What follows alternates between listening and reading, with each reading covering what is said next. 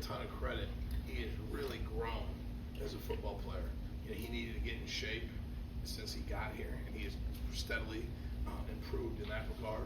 I talked to Nick a lot about playing physical with his hands, playing with better pad level. I tell you what, you know, he's one of our bigger kids. You know, close to 300 pounds. He plays hard. You know, when he's fresh and ready to go, I think he's done a nice job. He's probably been one of the most consistent guys in there. That's why you saw him the most on Saturday out there. A lot of turnover on this unit. How would you evaluate just the line as a whole on Saturday? Well, I was pleased on Saturday that we played hard. We played hard. We're going to screw some things up from time to time, and that's football in general, but the kids played hard on Saturday. I thought that, and that can cover up for a lot of our mistakes. There's a lot of competition. There hasn't been one or two guys, especially at the D tackle position, that have separated themselves. So, I mean, I think I played 6. I went into the game knowing I was going to play 5.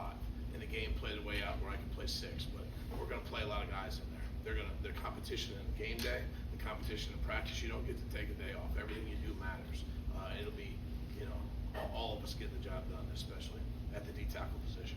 What's different about Nakai when you first started working with him to now that he's playing games for you guys? We're fighting daily for that consistent behavior, and he knows it, and he sees it, and he knows the battles within for him. And he continues to get better at that. Like he had a strong practice here this morning. You know, he'll continue if we can marry his physical with his mental. I mean, the sky's the limit with Nakai. Tim, does the fact that linebackers, I think, were the top 5 tacklers, say that your guys were doing their job? Oh, I think, you know, it says that our defense was going at full speed, and we had a lot of tackles near the line of scrimmage. You know, it's just the way things go. If they stay on us too long, man, these guys are going to be free, and vice versa. There's a marriage right there. I think our kids did a solid job and left plenty of room for improvement. We better figure it out before this Saturday, right? Isaiah and Nakai were second 2 guys, both had 30 snaps in the game. How has Isaiah separated himself in your D line as far as figuring out who should get the priority? You know, as you watch it, every kid, you know, what is your distinguishing characteristic? In Ghost, he's got an unbelievable motor. You can say, oh, I wish you could do this or do that, and all of a sudden, boom, boom, boom, that guy finds his way to the football. When you want to find the football, Ghost is going to be right there with it. He played extremely hard. Mentally is as sharp as anyone in our room. Doesn't make mistakes.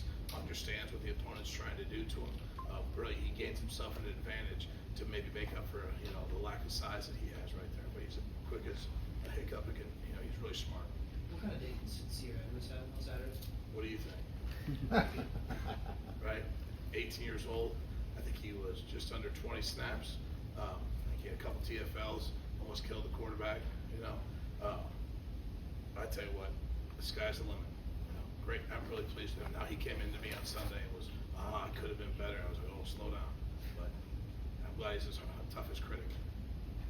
Is that unusual for an 18-year-old to step right in? I don't know. I was surprised. 18-year-old playing at that level. I think it's not common, right? But I wasn't surprised. None of us were surprised. We're here every day. He was here in the spring. That pays a huge dividend for those kids that compete here in the spring. You know. We've seen it. We scrimmage around here. We practice hard around here. So the kid shows up at practice every day. He likes football. He'll find his way there. And I really a joy to be around him. And what's the step up like as far as offensive line from Kent to Cincinnati? Well, you got 5 returning starters that ran the ball for over 200 yards a game last year. You can see that as a unit. I mean, when I talk to my kids, you know, starting on Monday, that's a unit that plays extremely well together. They know their scheme. They do what they do. You know, they million different formations, but only a couple of run schemes, and they do them extremely well. They've seen all the fronts. You know, we're not going to trick them. They're going to know where we're at. We're going to know where they're at. And we're going to see who can execute better. That's a very, very impressive line we're headed into this week. It was understanding that it's week 1 and that coaches always want something closer to perfection. How overall, how do you feel about the D-line? Well, I feel like, again, I'm very pleased with the energy and excitement that they approach the game with and play extremely hard. Certainly not surprised.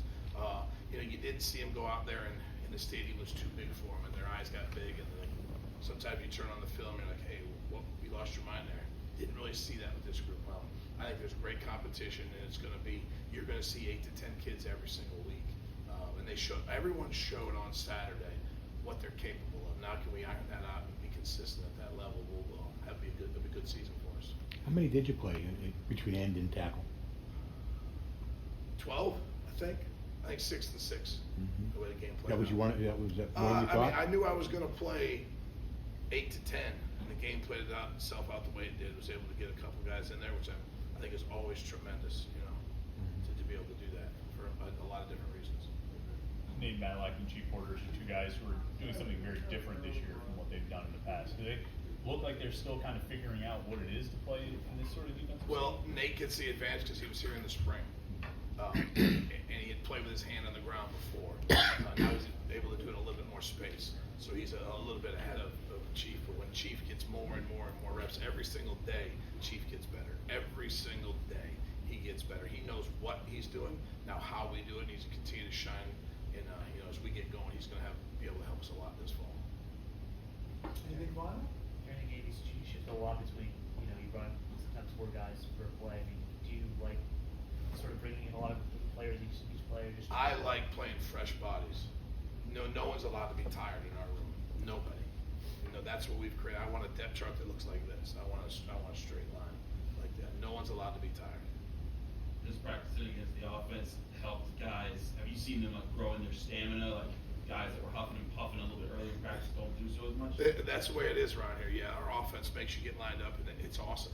You know, because K doesn't sub, so we don't get to sub, so it makes it a challenge. You know, they're looking for me to help them, and it's good for them to get their insides out a little bit. You know, You looking forward to a game where you can see your team in the fourth quarter not with their hands on their hips while the other team's kind of like figuring things out. you got it, 100%. You know, yes.